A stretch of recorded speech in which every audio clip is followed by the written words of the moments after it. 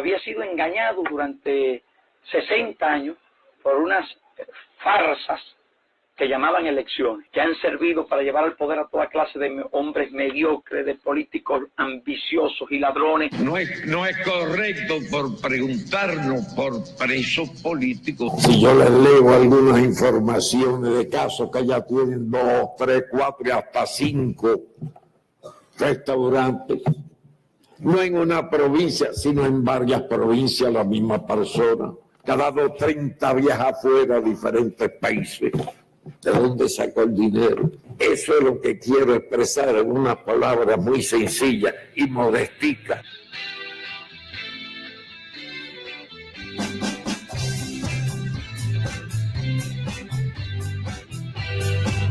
Vamos a partir con un lápiz al tirano. Vamos a afeitar al rey y al hermano.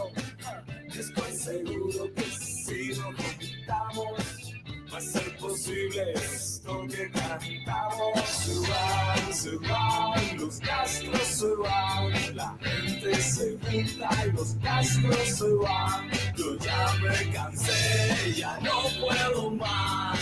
Ya no que aguanto ni un Castro más.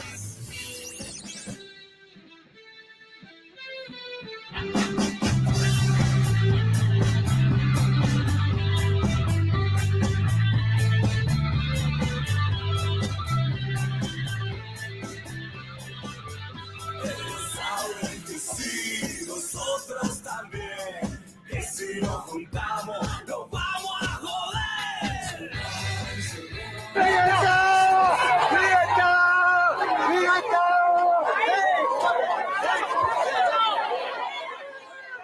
Buenas, bienvenido a un nuevo programa de Más Castrismo para qué, Más Chavismo para qué.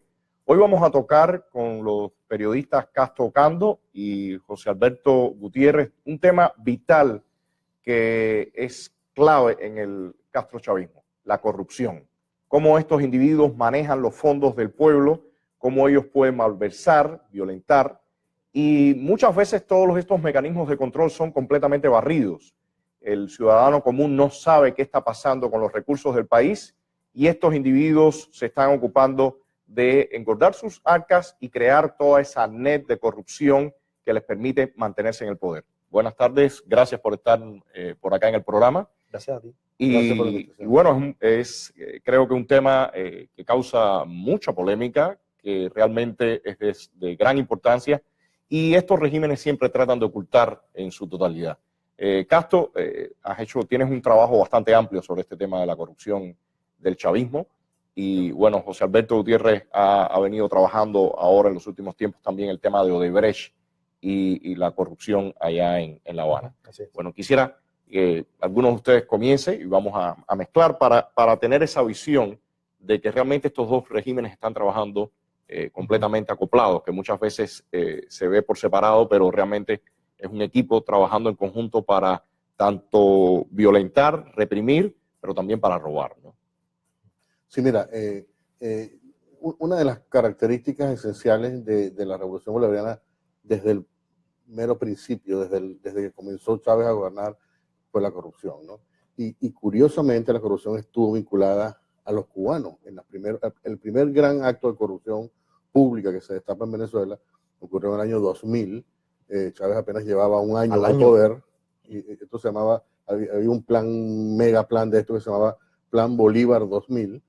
Entonces, que era básicamente desarrollar una serie de infraestructura de producción para supuestamente aumentar, ¿no? Entonces, esta infraestructura eran básicamente centrales azucareros que se iban a levantar en la zona de los llanos de Venezuela, ¿no? Bajo la tecnología o la asistencia de los cubanos. Y el proyecto no terminó, no duró un año, y básicamente los militares que estaban encargados de ese proyecto, junto con los cubanos, se robaron el dinero. No, lo cual es una tremenda contradicción, porque José Alberto sabe también, como yo, que la industria azucarera en Cuba se ha convertido en un desastre. Ellos la arrasaron. Entonces es una total contradicción que después de arrasar la industria azucarera en Cuba, decir que van a levantar esa empresa en Venezuela, ¿no? Sí, y ese fue el comienzo. Después se extendería a otras ramas de la economía, por ejemplo, el tema de la importación de alimentos. Hubo enormes triangulaciones con Brasil, por cierto, Sí. utilizando compañías como, por ejemplo, Cuatro, Marco. Habían varias compañías que le vendían carne y todo tipo de productos a Venezuela, pero el pago de esa mercadería la hacían a través de compañías en Cuba, Alimport, por ejemplo. Ujú. Y entonces había un porcentaje tremendo de comisiones, y había una persona, por cierto, una mujer, no recuerdo el nombre en este momento, pero que estaba operando en PDVSA, tenía una oficina en PDVSA, una cubana, Ujú. ¿no? Enviada, o sea, una representante del gobierno cubano, que era la que manejaba esas operaciones. Entonces, la comida o la triangulación venía Brasil, los pagos, los barcos llegaban directo a Venezuela, pero los pagos seguían desde PDVSA, La Habana, y La Habana es la que pagaba, Brasil, obviamente, menos una buena tajada de comisión. Claro. Y es interesante, tú estabas mencionando al Alimport, una de las personas o la persona que estuvo, por lo menos el rostro visible de Alimport en todas las negociaciones de compra de alimentos con los Estados Unidos, un individuo que se llama Pedro Álvarez, terminó escapando aquí a Estados Unidos. Tengo entendido que estaba radicado en Tampa. Lo que nunca se ha sabido qué pasó con este individuo, si en algún momento ha declarado algo, porque claramente tenía toda la información de lo que estaba ocurriendo en este mismo Esa fenómeno que mencionas, triangulación, ¿no? Sí. Ahora, una cosa interesante, que ya que tú dices eso, que los cubanos llegaron con toda su asesoría política, ideológica, enseguida educacional, de la salud, y dices que también llevaron este modus operandi corrupto que por lo que me estás explicando pasa mucho por el blanqueo de dinero, porque esas triangulaciones no tienen otro objetivo que escapar del control Totalmente. de todo, de los bancos, de los Estados Unidos, en el caso cubano, que sí ha sido una constante desde los primeros años de la revolución, escapando de los Estados Unidos, del control del dólar. Ahora, la corrupción también puede ser una forma que ellos exportaron a Venezuela, que se practica en Cuba. La corrupción es una forma de control y de gobierno en Cuba. Es una manera de tener también todo bajo control, porque fíjate, en Cuba hoy día no hay manera, no se puede vivir si tú no estás en el modelo corrupto. Cuba es un país totalmente corrupto. Tú no vives en Cuba si no entras en un modelo de corrupción. Y no estoy hablando solo de esta corrupción gigante de empresas, de Odebrecht, de blanqueo de dinero. Estamos hablando de la corrupción del día a día. Ellos trabajan creando primeramente la miseria, la necesidad extrema, y conceden después el pequeño poder, el pequeño privilegio y la necesidad de las personas para sobrevivir de corromperse. Entonces todos están al final controlados por el sistema. Es una especie de redes de corrupción a distintos niveles o escalonadas. Exactamente. Que llega hasta el ciudadano, pero parte de los principales ellos la van, digamos, de cierta forma la montan. Ajá. Van montando eso, porque al haber tanta necesidad, tanta miseria, ellos conceden a algunos tocados por ellos, ungidos, privilegios, y esa gente, para tener esos privilegios en troca, le entrega su vida, le entrega Lo curioso su que voluntad pasa a la revolución, al régimen, y ellos pueden manejar este sistema de corrupción, pueden vender favores, enriquecerse, claro, también. No, vender posiciones en todos los niveles. Y siempre tienen a la mano también llevarte a la cárcel, porque evidentemente tú estás trabajando en la ilegalidad. Pero aquí hay un tema que en ambos regímenes, yo lo he visto por Telesur una cantidad tremenda de veces, Maduro, Cabello, acusando a mandos intermedios de que son los responsables de la corrupción. Ellos nunca reconocen que ese sistema, ese entramado, parte de la misma élite. Y en el tema, por ejemplo, José Alberto, de Odebrecht, para entrar en uno de los temas que ahora ha salido últimamente y que lo estás manejando tú principalmente. En el caso de Odebrecht, esta corrupción parte de la misma cima del régimen, parte del aparato militar, ¿no? Claro, de hecho, a Cuba... Perdón, en Cuba, no sí, te entendí perfectamente, pero quería volver a relacionarla con Venezuela, porque está todo muy, muy, muy interligado. Quien lleva a Odebrecht a Cuba es Chávez. En el 2007, Chávez le propone a Emilio Odebrecht, lo llama, a Emilio Odebrecht, el patriarca de la empresa, viaja a Caracas y Chávez le entrega 2 pedidos. Uno es crear un mega proyecto alimentario, más de 5.000 hectáreas, un programa con logística, con todo, que en la visión de Chávez iba a acabar con el problema alimentario venezolano. Y también le dice que necesita la ayuda para hacer un puerto en Cuba. Y a partir de ahí, o sea, él presenta a Odebrecht. Ya Cuba tenía el plan de hacer el puerto. El puerto no nace ahí exactamente, porque ya lo estaban tratando con empresarios en Dubái. Sí, yo recuerdo, déjame hacer un paréntesis. Chávez es el que le dice, esta es la empresa. Parte de las empresas que terminaron aterrizando en La Habana eran empresas que habían querido comprar varios puertos acá en Estados Unidos cuando la administración de Bush, y fueron rebotadas, no se aceptó esa compra. Y creo que terminaron por allá por La Habana viendo qué podían hacer. La compañía de puertos de Dubái que quería comprar el puerto de Nueva York, ¿no? Exactamente. Ahora, una cosa interesante, yo no creo que haya sido Chávez el que trajo Odebrecht, fue Lula da Silva el que llevó Odebrecht a Venezuela y se la vendió a Chávez. Sí, y yo creo que es parte, o sea, dentro de un plan, ¿no? Algunos dicen que es el foro de Sao Paulo, lo que sea, ¿no? Pero había una intención desde el principio de involucrar una estructura que Lula ya evidentemente controlaba y además que financiaba las campañas políticas de su propio partido. Y esto lo que hace es que dice, mira, aquí hay una gran oportunidad en Venezuela, vamos a, Chávez, esta es la persona, estos no son nuestros empresarios de confianza. Y sí, comienza todo eso, ¿no? No, tienes toda la razón, ese es el siguiente paso. Lo que pasa es que Odebrecht ya estaba de lleno en Venezuela, a full, pero Odebrecht no iba a entrar nunca en Cuba, porque Odebrecht tenía muchos intereses aquí en los Estados Unidos. Pero es lo que le dice exactamente Emilio Odebrecht, un pedido de usted yo no se lo puedo negar. Lo que yo no puedo entrar a Cuba solo, yo necesito que me lleve Lula. Y ahí es donde Lula le dice, por supuesto que te llevo. Y lleva a Odebrecht y lleva los fondos, lleva el préstamo del BNDES que al final financia todo el puerto de Mariel y más, porque como era practicado Odebrecht, siempre hay los costos, los presupuestos iniciales siempre se exceden y crecen y crecen hasta, bueno, tuvimos la suerte en el puerto de Mariel que la obra se terminó. En Venezuela tienen una serie de obras inconclusas tremendas y no se sabe dónde está el dinero. La situación es más crítica. Lo cual, en Cuba, Odebrecht estaba empezando. O sea, en el caso de Cuba, en relación a Venezuela o a Perú. Quienes se relacionan directamente con Odebrecht es la cúpula militar, que está dentro del conglomerado Gaesa. En el caso de Venezuela, ¿cómo está funcionando eso, Castro? ¿Quiénes son principalmente los actores políticos que están teniendo a su vez relaciones con estas empresas o que están participando de esta corrupción? Bueno, había por un lado la participación, por ejemplo, del grupo vinculado a Diosdado Cabello.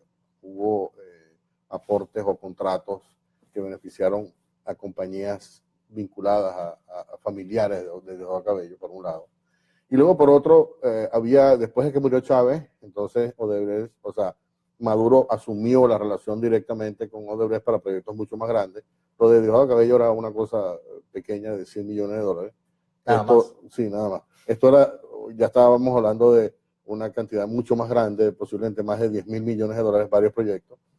Y entonces aquí juega el papel de la corrupción otra vez, ¿no? Es decir, los proyectos que cuando Chávez muere quedan como en el aire, entonces Maduro dice, bueno, envía a una persona y les pide $50 millones para financiar la campaña de Maduro y posiblemente quedarse con una parte de ese dinero. Odebrecht les termina pagando $35 millones, que todavía es una cantidad respetable. Y después que eso ocurre y cuando Maduro asume el poder formalmente, entonces comienza a darle luz verde a los proyectos que estaban todavía, ¿no?, a pagos y autorizó por lo menos 4 o 5 mil millones de dólares en pagos a Odebrecht, que se comenta que es, digamos, como consecuencia de ese apoyo que ellos le habían pedido, es decir, que tú me das este pago y yo te voy a autorizar. Y como todo en Venezuela, ¿no?, que esto es muy importante, que en Venezuela nada se mueve, nada que tenga que ver con el gobierno, se mueve sin una comisión de por medio, ¿no? Quien quiera que sea, todas las compañías que están haciendo negocio en Venezuela, nadie funciona sin haber porcentajes que van desde el 10 al 30%, ¿no? Y hay un problema muy serio. En Estados Unidos, por ejemplo, hay varios casos multimillonarios de investigación por pago de soborno a funcionarios, en la cual incurrieron varias compañías establecidas en los Estados Unidos o personas que trabajaban en Estados Unidos. Y eso es una constante, ¿no? Una constante que no sé si se da en el caso de Cuba, pero en Venezuela ha sido una cosa que todavía funciona y ha sido tremendamente escandaloso. Y si tiene que ver con los militares ahora en estos momentos, también. O sea, es básicamente la dinámica de cómo es la manera como el gobierno negocia digamos, estos ingresos extra, ¿no? En la cual todos están implicados, ¿no? O sea, todos tienen las manos manchadas, por decirlo así. Y quería, o sea, una cosa interesantísima que me parece que yo creo que esto es una intención desde el principio. Es decir, Chávez siempre tuvo la intención de implicar en actos de corrupción, de dejar que la gente se corrompiera para después tenerla agarrada. Es un mecanismo de control, es lo que estábamos diciendo. Lo que se ha hecho en Cuba también. Claro, lo que pasa es que en Cuba, perdón, el poder es más monolítico. Hay muchos años por delante, ¿no? Son 40 años de diferencia. La forma de tomar el poder y todo permitió... También tuvo otro, concentrar otro mucho origen, más el poder. Sí. Pero en Cuba se concentra totalmente en esa cúpula militar que con Raúl eso se afianzó mucho más, en mi opinión, y quedó en manos de un conglomerado que ellos crearon, que se llama, que es el conglomerado Gaesa, que al final la única obra de Odebrecht, la obra de Odebrecht inicialmente la tenía el Ministerio de Transportes, y en los contratos que hicieron con Brasil, después sacan, eso yo lo presento en los reportajes, sacan al Ministerio de Transportes y entra Almacenes Universal, que es una empresa controlada por ese grupo militar, Gaesa, que el presidente es el ex yerno, ¿no? Tengo entendido que es ex yerno de Raúl Castro, pero bueno, en la época coronel, enseguida ascendido a general, porque es otra. Que mantiene relación a pesar de que ya no es... Es el padre de los nietos, sí. Correcto. De hecho, es el padre de este individuo de guardaespaldas, que ahora ya no solamente guardaespaldas, es el jefe de un departamento que se llama Seguridad Personal. O sea, esto implica que este individuo tiene en sus manos el control de la seguridad de toda la élite en Cuba, y lo cual implica que tiene también en sus manos las escuchas de todo lo que pasa en las intimidades de la familia de toda esa élite, porque ahí hay un monitoreo milimétrico de toda la supuesta dirigencia y un control por parte de la familia Castro directo de los problemas más íntimos de estas personas. O sea, que es una forma también de usar el chantaje, la presión, o sea, es parte de la dinámica mafiosa.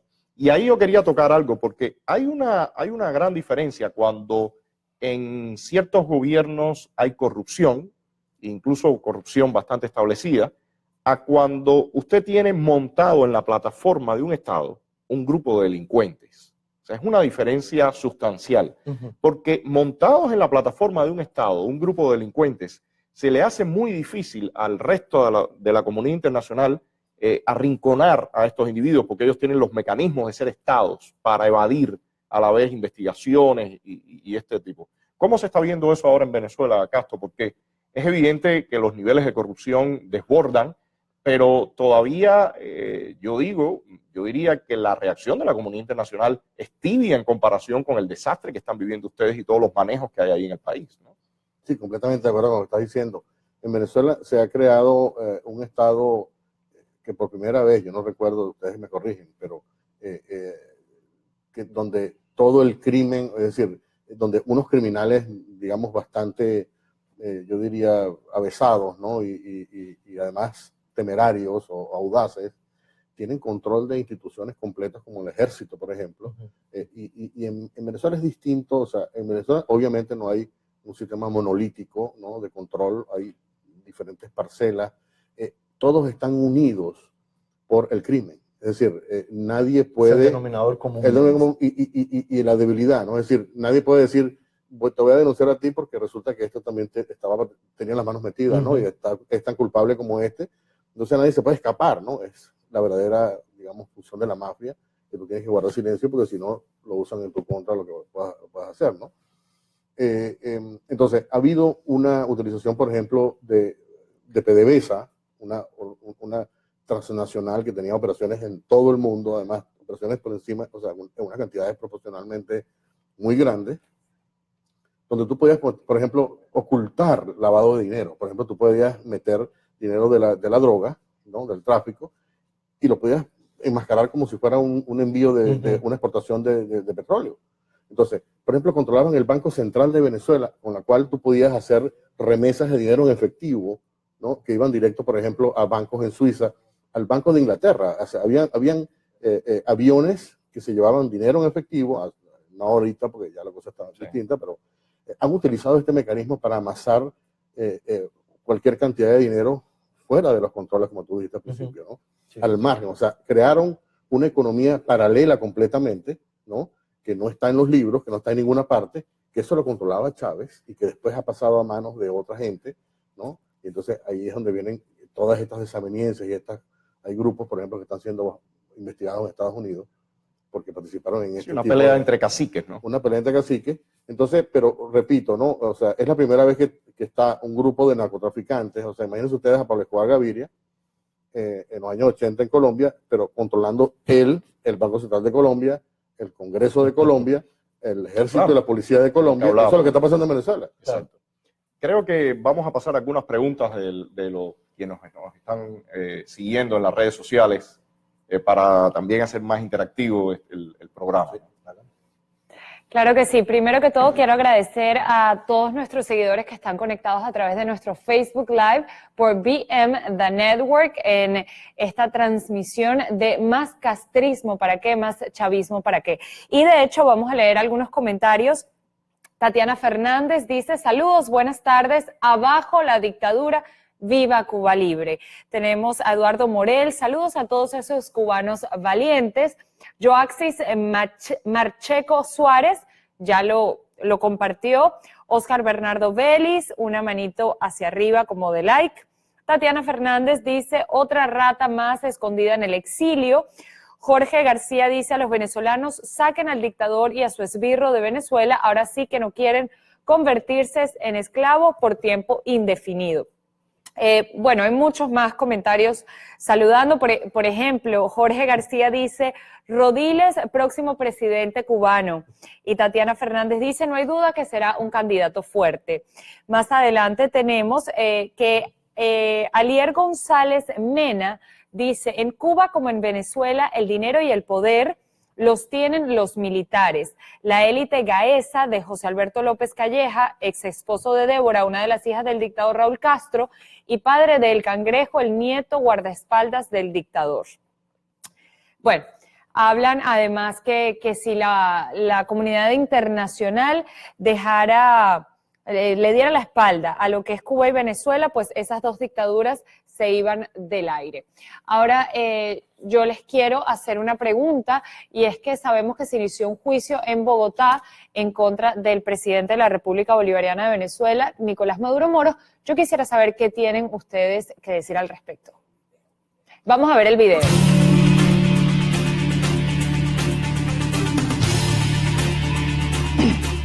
Muchísimas gracias. Muy buenos días, ciudadano presidente y demás magistrados del Tribunal Supremo de Justicia venezolano. En nombre del Estado venezolano, solicito formalmente la declaratoria de haber mérito para enjuiciar o para iniciar el enjuiciamiento del actual presidente de la República Bolivariana de Venezuela, Nicolás Maduro, ya que de la investigación preliminar adelantada por los fiscales del Ministerio Público, surgieron serios y fundados elementos que comprometen su responsabilidad en la comisión de los delitos de corrupción y legitimación de capitales. Estos delitos están previstos en el artículo 64 de la ley contra la corrupción y el artículo 35 de la ley orgánica contra la delincuencia organizada y financiamiento al terrorismo. Ahora bien, por cuanto los hechos están relacionados con la empresa Odebrecht, considero pertinente iniciar mi exposición explicando el modus operandi utilizado por Odebrecht en varios países latinoamericanos.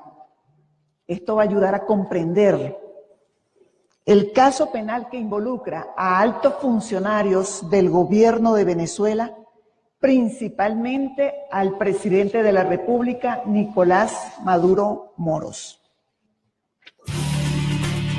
Bueno, es evidente que, bueno, esto está muy en la línea de lo que hemos venido conversando.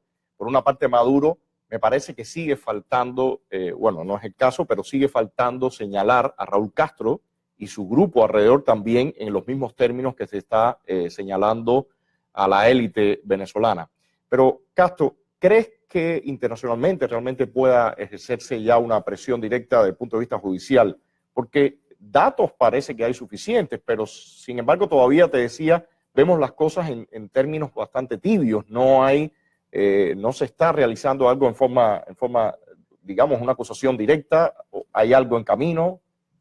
Mira, me pareció interesante que la fiscal haya escogido entre muchos otros potenciales casos el tema de Odebrecht, porque es un caso de mucho de impacto internacional. Es decir, hay una investigación abierta en Brasil y aquí en Estados Unidos también. Aquí en Estados Unidos, obviamente, todas las actividades ha habido más colaboración, pero, por ejemplo, la fiscal se ha reunido con la fiscalía en Brasil, ¿no? Ha tenido reuniones también, por ejemplo, con el Departamento de Justicia. Ha habido una reunión hace un par de meses entre unos enviados del Departamento de Justicia y del FBI a Bogotá, donde está la fiscal. Es decir, que hay ya unos pasos adelantados, ha habido información compartida, ¿no? Es decir, ella tiene información que todavía no es pública y lo que está diciendo es parte de lo que va a ser el disclosure luego durante el juicio, ¿no? Que es muy interesante. Ahora, aquí el punto está en cuál va a ser la posición de Estados Unidos. Es decir, la información que yo tengo es que si Estados Unidos considera, le da beligerancia, digamos, a esta decisión emitida por este tribunal en el exilio, que por cierto fue nombrado por la Asamblea Nacional considerada legítima por Estados Unidos, esto pudiera cambiar, puede ser un cambio, un juego que cambie completamente. Es decir, que si Estados Unidos considera legítima la decisión, cualquiera que sea, del tribunal o de esa investigación, entonces, y si tú unes eso a una elección que no está siendo reconocida por la mayoría de los países, digamos, con poder, entonces, si Maduro se elige en mayo, obviamente va a ser considerado un presidente ilegítimo, es decir, sin la protección de la potestad presidencial, ¿no? Por lo tanto, puede ser una persona considerada un reo o un fugitivo de la justicia. Es decir, aquí esto puede desencadenar. Por esta condenación. Claro, esto puede desencadenar una serie interesantísima de actos judiciales que pueden tener una serie de problemas, les puede generar unos grandes problemas a Maduro. Y yo creo que esto es una de las cosas, digamos, que hay que estar mirando de cerca, ¿no? O sea, independientemente de que estemos o no de acuerdo, que mucha gente no está de acuerdo o no con este tribunal, pero esto es, digamos, aquí hay un hilo constitucional, ¿no? Claro. Bueno, hay una legitimidad. Ante todo hay una denuncia de peso, porque ella está llevando realmente, yo estuve bastante tiempo por la mañana siguiendo las pruebas que ella llevó sobre el caso de Odebrecht, que lo conozco bastante, y realmente ella va con mucho fundamento a este tribunal y como mínimo es una denuncia contundente. Realmente contundente. Sí. Hay una cosa aquí importante, José Alberto. En los reportajes que tú realizaste, hay acuerdos que se están haciendo y hay nombres y apellidos de las personas que estuvieron implicados en ese acuerdo. A mí lo que me parece ahora en estos días que está muy de moda hablar de que supuestamente Raúl Castro va a dejar el poder y que se está creando toda una novelística acerca de Díaz-Canel y todo. Es muy claro que Díaz-Canel no tiene nada que decir en este tipo de encuentros donde están los peces gordos en Cuba. Está un Ramiro Valdés, está López Calleja, hay algunas fotos por ahí también de encuentros de Lula con Raúl Castro, con Alejandro Castro Espín en el background. Entonces, a mí me parece que en caso Cuba debe también comenzarse una investigación internacional para culpar a quienes están manejando los hilos del poder en Cuba y no a este hombre que se está tratando de levantar toda una falsa expectativa, incluso decir que si puede ser un Gorbachev o no. A mí me parece que todo eso sencillamente es una cortina de humo y los hilos del poder, tanto en Venezuela como en Cuba, están en esos grupos que están manejando los cientos de millones de dólares y están participando de toda una corrupción muy bien elaborada. Sí, sí, así mismo es. Específicamente en las negociaciones de Odebrecht con Cuba, el vicepresidente Díaz-Canel estuvo completamente al margen. A él se le vio aparecer algo después que fue inaugurado el puerto, ya cuando todo el dinero había sido desembolsado, cuando se inaugura el puerto y comienza ya el desarrollo de la zona del Mariel, esa zona económica aledaña, ¿no? Que es un polo de desarrollo que el gobierno quiere incentivar, y ahí se le ha visto alguna presencia a él, pero hasta en todo el proceso del negocio él no estuvo. Eso estuvo en las manos completamente de los militares, del núcleo duro como tú dices, de los octogenarios totalmente en las manos de ellos. Este hombre es evidente, claro, que no tiene acceso a estas esferas de negociación y que apenas lo que tú dices es algo que van a poner ahí para poder maniobrar desde el Partido Comunista. Eso todos lo sabemos, que continuará siendo por constitución el órgano rector de la sociedad. Aunque, como se ve acá, quienes están manejando el poder real es esa cúpula militar. Esa cúpula militar, sí, que está teniendo, bueno, el control de la nación completamente. Casualmente, la próxima cumbre de las Américas, que ya falta muy poco, uno de los temas que va a tratar es la corrupción. Los otros días yo escuchaba una entrevista en el diario que le ha puesto ellos, Juventud Rebelde, y hablaban de gobernabilidad democrática, corrupción y todo, y realmente el nivel de cinismo era es muy grande. Y hay una preocupación que traigo acá un artículo que quería mostrarles. Comienza a haber una preocupación muy grande en Cuba por la corrupción, y debe ser tan grande cuando ellos comienzan a hablar de esto en sus propios medios oficiales, porque conocemos bien Cuba y la primera opción siempre es el silencio, obviar que las cosas existen, y este artículo precisamente comienza a hablar ya, escrito por Lázaro Barredo, o sea que no es cualquier persona, han puesto al exdirector del Granma, el más oficialista de los oficialistas periodistas, diputado de la Asamblea Nacional, etcétera, etcétera, con todas esas credenciales, a hablar de corrupción. Ya se comienza, el hombre hace un pedido de una ley anticorrupción, que en Cuba no hay. En Cuba no hay. Todo es regido por la Contraloría General. Lo gracioso es que no tienen ninguna jurisdicción sobre los militares. Esa supuesta Contraloría General esa Contraloría no entra al aparato militar. No, claro, la mayoría de los negocios se manejan ahí. Exactamente. Entonces, un saludo a la sí, bandera. y esta señora, además, la Contralora General, es del Comité Central del Partido, vicepresidenta del gobierno, o sea, ella está al mismo nivel, está Raúl Díaz-Canel, ella está al nivel de Machado Ventura, al nivel de Ramiro Valdés, y está ella. O sea, una vicepresidenta del país, del Comité Central, es la que controla. Bueno, el tiempo se ha escapado. Castro, un comentario final, después de José Alberto. Mira, yo creo que ahorita vivimos unos tiempos muy interesantes, sobre todo porque los recursos están cayendo en picada en Venezuela, y eso tiene consecuencias, como sabemos, en Cuba. Yo creo que eso va a ser un factor también muy importante, porque esta gente está en un desespero. Sí, la piñata ha disminuido. Va a venir unas posibles sanciones contra PDVSA, se acaba la maquinaria de la lavandería. O sea, aquí vienen unas medidas que posiblemente van a tener grandes consecuencias, no solo para Maduro, sino también para Cuba. José Alberto. Sí, por supuesto. Bueno, Cuba, estamos entrando en una etapa decisiva ahora, en mi opinión, porque es algo innegable que estos octogenarios, por ley física de la vida, están saliendo. De hecho, estaba analizando el Parlamento cubano ahora, ya más de 50% de las personas no llegan a los 50 años. Claro que esto es un parlamento títere, por supuesto, pero llegará un momento en que estos octogenarios no estarán más, y entonces habrá tiempos muy interesantes en los cuales el tema corrupción, que es el tema que nos compete hoy, hay que discutirlo con mucha seriedad, hay que entrar, si queremos construir un país mejor, que es nuestra idea, y por eso estamos reunidos aquí discutiendo, y un nuevo país, tenemos que tratar este tema de la corrupción muy seriamente, porque la corrupción en Cuba la han institucionalizado ellos y ha impregnado, calado muy profundo en la ciudadanía cubana. No, precisamente para construir la nueva red de lealtades, lo que más se necesita es corrupción. Y es lo que ellos en este momento, por supuesto, la corrupción tiene que repartir bienes y riquezas, y es lo que le está escaseando. Y por supuesto, ahora viene una pelea más reñida entre todos esos elementos, a ver quién se lleva, como dirían en Cuba, el hueso. Bueno, gracias. Bueno, gracias por participar en este nuevo programa. Los esperamos en uno próximo. Y veremos qué vienen en los próximos días, porque la Cumbre de las Américas debe estar bien movida, y todo el tema de la corrupción y del castrochavismo sigue galopante y sigue dando mucho que hablar. Muchas gracias, y más castrismo para qué, más chavismo para qué, y nos vemos en un próximo programa. Yo le pongo dedo, sí.